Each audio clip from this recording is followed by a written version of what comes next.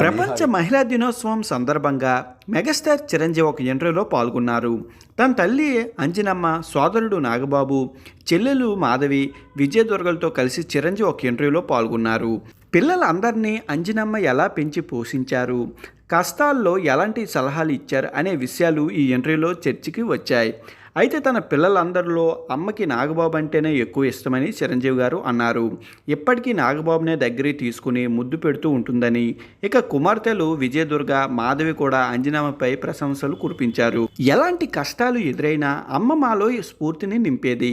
తన జీవితంలో కష్టాలు ఎదురైనప్పుడు నీ సమస్యను నువ్వే పరిష్కరించుకోవాలి, లేకుంటే నీ గౌరవం పోతుంది అని అమ్మ చెప్పిన మాటలు ఇన్స్పిరేషన్గా అనిపించాయని దుర్గ చెప్పారు. చిరంజీవి చిన్న కూతురు శ్రీజ తన వైవాహిక జీవితంలో ఎదురైన ఇబ్బందులు కూడా చర్చకు వచ్చాయి. చిరంజీవి మాట్లాడుతూ శ్రీజ జీవితంలో ఎన్నో ఒడిదుడుకులు ఎదుర్కొన్నది. ఆ టైంలో శ్రీజ నాన్నమ్మ దగ్గర సలహా తీసుకుంది. నాన్నమ్మ మాటలు వింటే ఎంతో పాజిటివ్గా అనిపిస్తుందని శ్రీజ చెప్పింది. ఎవడో ఒకడి వల్ల నీ జీవితం ఆగిపోదు, నీకు అనుకున్నది చేయి, జీవితంలో ముందుకు సాగాలి అని అంజనమ్మ శ్రీజను ఇచ్చిన సలహా గురించి చిరంజీవి గారు వివరించారు. శ్రీజ ప్రేమించి పెళ్లి చేసుకున్న మొదటి భర్త నుంచి విడిపోయారు. ఆ తర్వాత రెండో భర్త కళ్యాణ్ దేవును కూడా దూరంగా ఉంటున్నారు. ప్రస్తుతం శ్రీజ తన స్నేహితులతో కలిసి సీసా స్పేస్ సెంటర్ అనే స్కూల్ని ప్రారంభించారు.